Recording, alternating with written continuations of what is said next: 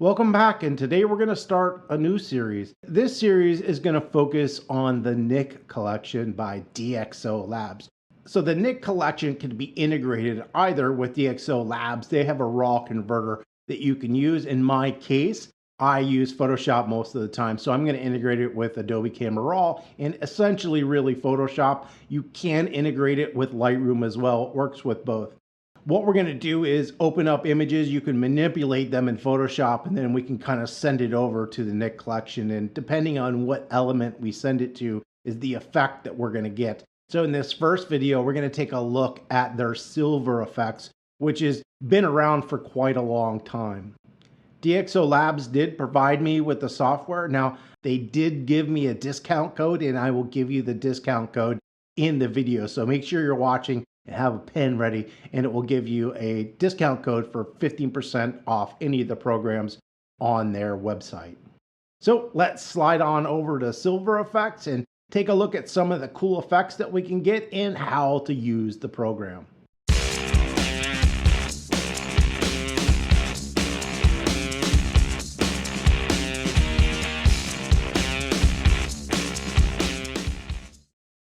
To get access to the Nik Collection, what we're going to do is go up to plugins, and we're going to come down here to the Nik Collection 8. Then we'll slide over here, and we've got analog effects, color effects, define, HDR effects, tone mapping, pre-sharpener, sharpener output, Silver Efex, what we're going to take a look at, and Vivezia on the bottom. So before we throw this into Silver Efex, I'm going to create what's called a stamped visible. And the quick key for that is Command Option Shift E or Control Alt Shift E. And all that does is create one image that's a combination of both. That's just going to make our life simpler. We're going to come up here to Silver Efex, select that. Notice we do have some options here if we have some saved filters. I don't at this time, so we're going to go ahead and hit open. And what that's going to do is kind of throw this photo over into the Nik's application. In this case, it's the Silver Efex. And this is going to allow us to work within this ecosystem. But what's so cool, if you come down here, it says send as layer. Freaking love this. We can make an adjustment and then send it over as a layer. And then we can remove that and then do something different and send that over as a layer. It's really cool. We can make a couple different versions of the same thing if we're not sure what we like, and send them over as layers, and then we can go back through one at a time and pick what we like. So right up here, we have the ability to search for a preset or a filter. So these are your presets, these are your filters. We'll get into that in a second. So right up here, we've got two options, Nik and personal, and I haven't saved anything, so I don't got anything in the personal, so we're gonna go ahead and click that Nik. Right here, we can do all. We can do the landscape ones, the portrait ones, the tinted ones, the vintage ones, the street ones, modern, classic, all right? So there's a couple different options there. And if we click this arrow, we get presets. Presets are just like in any program. It's a combination of effects that they have created for you. It's kind of like a one click and done. So the cool thing is we can kind of go through here and I can look at this image. So this is neutral. That's what my image looks like. If I want to scroll down here, I can click on high structure harsh. It's going to give me a new look. And we're not going to go through them all right this second, but you can see there's an absolute insane amount of different presets that we have. Let's go ahead and click on highlight fade, just since that's where we stopped. And this is applying that filter. Now, when it applies this to our image, we can come on over here to the right side of the program. And in the right side, it's giving us in this little display box all the different options that it's using to make this look. So we've got our histogram, we've got film types, we've got levels and curves. Looks like we've got some grain going on, color filter, image borders. So that's everything that this preset has. This is why this is so cool. You aren't stuck with the way they do this. And if you've been a photographer for a while or you're just starting out, presets work, but they never work perfectly for every image. You need to manipulate them or adjust them to make them work the best for each image. we can come in here and adjust this. So right now we've got some image borders, and I can adjust those image borders to make them larger or smaller. Right here you can see we've got grain, so we've got grain per pixel and grain hardness. So if we want to make the grain softer, we can go to the left, harder to the right.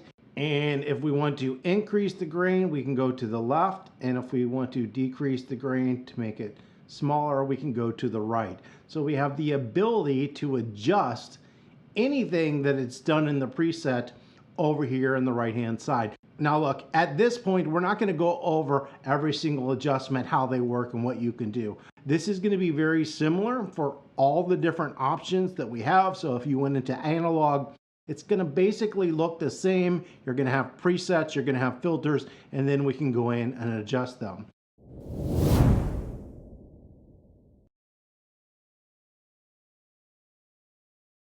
After we've made our preset, we can come in here to some filters. Let's say we're happy with what we've done, but maybe we want to add something that doesn't exist yet. So maybe we want to go to burn edges.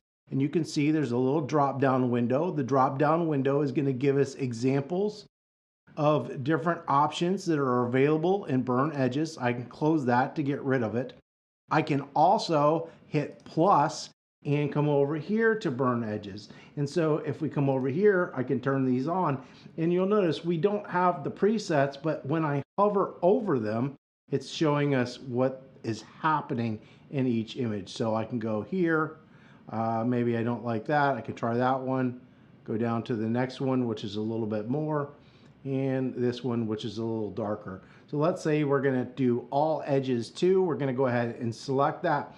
And just like before, we have the ability to adjust our image. And if you look right here, this is what's so cool. I've never seen this in a program, that we have the ability to just adjust the left edge, the top edge, the right edge, and the bottom edge. So if I wanted to adjust the bottom edge, I could select the bottom edge and I can adjust this, and it's not going to affect anything else but the bottom edge. This is a really cool option, so you have so much more control over how an image is adjusted inside of this program. I can also reset this, or I could remove that. So if I decided I didn't like burn edges, we can go ahead and close and kill that out of the image. We have this image here. If we like this, we can come down here. We can either do one of two things. We can send it as a layer, or in this case, we're going to just apply it. The reason you would want to do send as a layer, because we want to further edit from here. So we want to save one version, remove everything, and then maybe do a secondary version, or just add something to our version. In this case, we're just going to hit apply. So you're going to hit apply. You can see it processes the image, and then it's going to throw it back over as a layer inside of Adobe Photoshop. All right, so let's just go ahead and walk through so everybody understands how this program works. This is just simply a search up here. Right here, we've got our categories. We could turn that on and off if we wanted. Right now we have Nik selected. We've got all of Nik, meaning everything down here that we see. We could further modify that by selecting here, but in this case, I'm just going to select everything. We can go through and select a preset. And in this case, I could just select that. That's my preset. Once I'm done with my presets, we can come down here to filter. Filter will close that out. We can select our favorites, and that would favorite something. So I'm going to go ahead and turn that off. We can hit plus, that will add it. We can click here on the little dots and we can add a category to it. And right here we have a drop down, and the drop down gives us the images in the filter. So if I want to do the Agfa Scala, I could come here, select, and that's going to then apply it to the image. I can also come out here and select that little star and favorite it, and that way if I select my favorites, this is one of the ones that will happen. And look, doing this process is going to be really beneficial. You're going to have stuff that you like and don't like in any program, and so kind of identifying stuff just so you don't have like 8 million filters to look through can be a big benefit. I'm going to scroll back up to the top. I'm going to close that out. I could go through here and select any of those images. So right here we have last edits, and so this is last time I was doing something. I could select this and it would give me the different options and what I did to an image.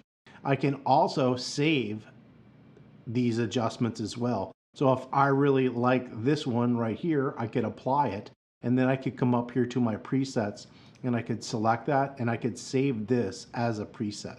We can come down here to the history. So the history just lets you go back in time. So if I didn't really like this preset and I wanted to go back to the film grain, I could go there. And this is our original image in the initial state. And this is what we've done to it so far. So that's kind of how you can go back in time using the history. And this down here is just showing us our original image.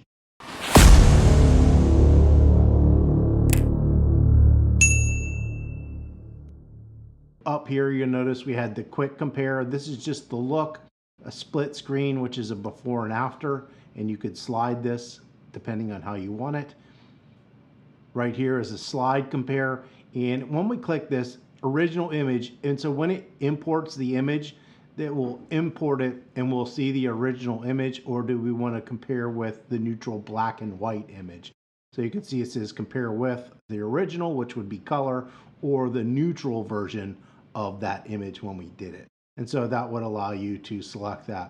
And here we have preferences. You can select the preferences and you can go in here and take a look and change anything that you might want to change inside of the program. We can zoom in. We can fill the screen. We can view it at 1:1. Viewing it 1:1 or 100% is great, especially when you're doing sharpening. But right now, it's not that important. And we're viewing this image at 76% of its original size. Over here, we have some export options. So we can select export and we can save it either as a JPEG or a TIFF file. And we can go in here and select preferences for that as well. This little button that we see right up here just kind of will open and close and use on the right hand side. Everything that we see over here is what we applied with that preset. So we have loop view, which is just a way to look at your image. We have a histogram, and right here, this is your shadows, this is your highlights. We can view the histogram in RGB, red, green, blue, or luminosity. Right here is film types. We have arrows in most of these, and this is just a reset. So if you do something and you want to reset it, you can do it. We're not going to go through what each one of these mean. We're just kind of showing you how the program works in general. Anything that you would want to open and close, we don't have these open. If I wanted to take a look at this and maybe add it, I could just click that little arrow. If that has something I want to adjust, I can adjust it. In this case, if I wanted to amplify the whites, I could go ahead and amplify my whites. All right, if I wanted to brighten my midtones, I could brighten my midtones, or I could darken my midtones. Just kind of depends on what we want to do. So we can use any of these at any time. Down here, we have cancel, send as a layer, meaning it will send this as a new layer in Photoshop. We can also save a preset here by using this. And right here we have apply. All right, so I've loaded a new image into Silver Efex here. And the reason for this is I want to show you how to kind of get some help, because what can happen is, so I've loaded this image and applied some stuff to it. And so everything that we've got going on here is on the right-hand side. But when we get down into the basic settings, and you'll see this in certain aspects of the programs, that they might use terminology, or they might have a whole lot more refinement with tools than you're not used to using or seeing, and you might not understand what they mean.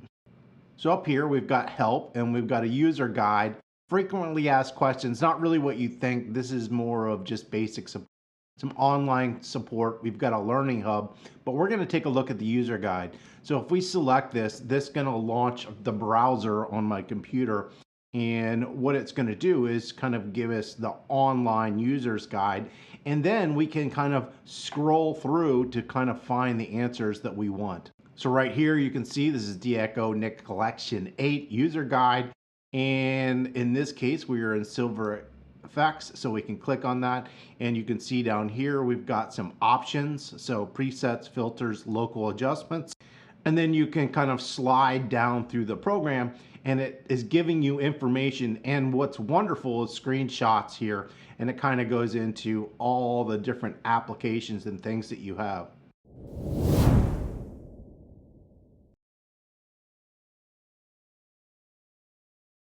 All right, so I have loaded this landscape image into Adobe Camera Raw, and you could do the same thing in Lightroom.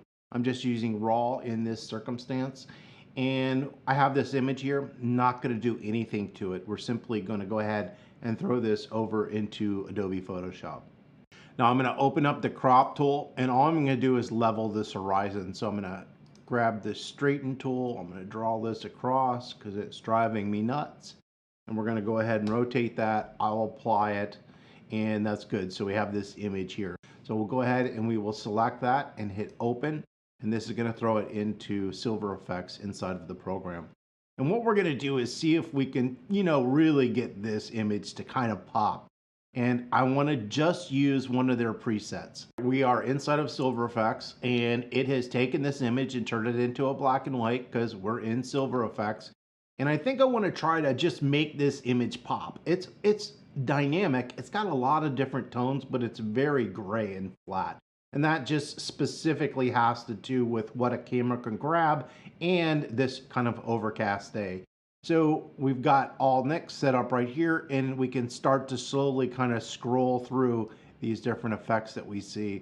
And I'm not seeing anything. So we've got something called high structure harsh.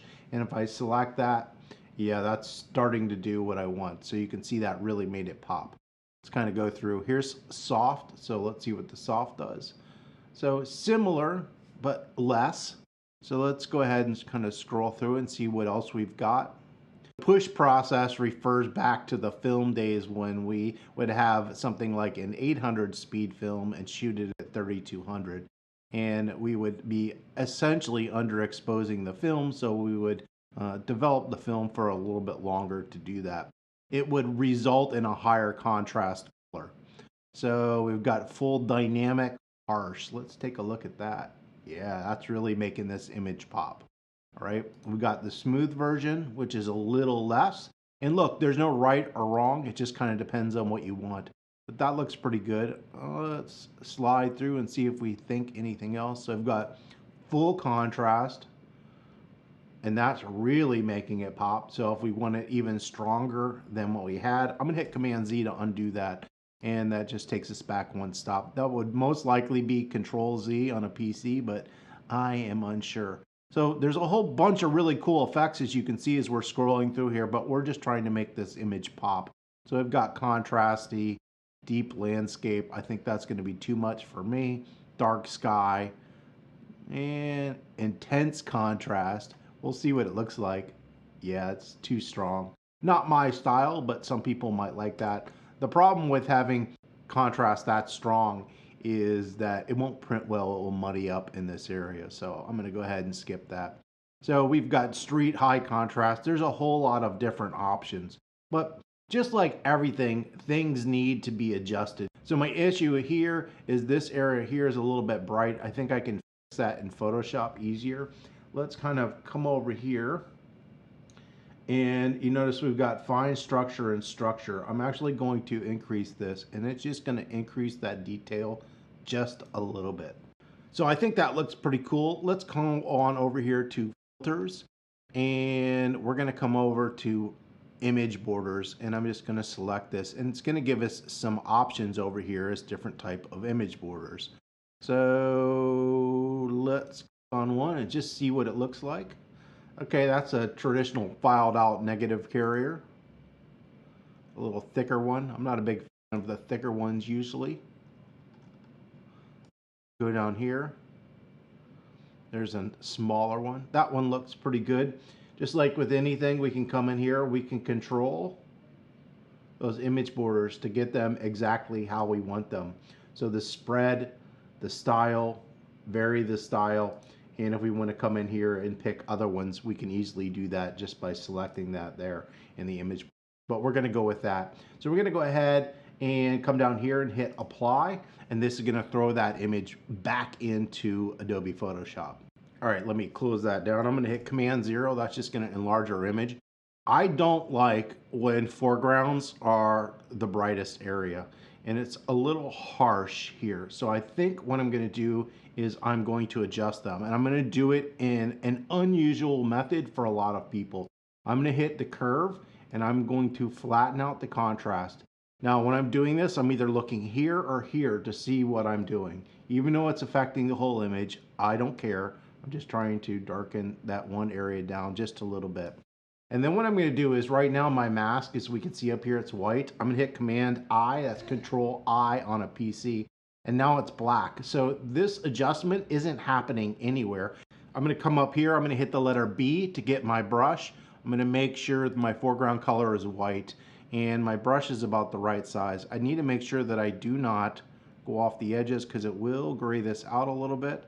And we're just trying to essentially apply that. You can see the mask right there is appearing. I don't need to go over the dark spots, just the bright spots on this image. And that looks pretty good, so I can come up here and turn it on and off. And you can see it's just knocking that area down just a little bit. I think I'm going to come in here and grab the curves, and I'm going to increase my contrast. And I'm only looking here, okay? Because that's the only area that's going to happen in. And I don't really want to affect the midtones or anything, so I'm going to bring this back up. I'm just going to give that a little pop so it's a little darker in that corner. I'm going to do the same thing. Command I. I've already got my brush and I've got white, so I can just come in here and apply this to this area. So what that's going to do is kind of give us that contrast pop that we saw. Just making my brush bigger so I can apply it faster to a specific area. And then I didn't get it perfect, but we're good enough for a tutorial. I'm going to come up here, I can turn it off and then on. And I'm trying to get this punch similar to this punch, just spin out a photo. And a really editing, or toning as I call it because I'm old, is really just doing that. You're just controlling values, contrast, and elements in an image to kind of get them to flow and move in an image how you want them to move.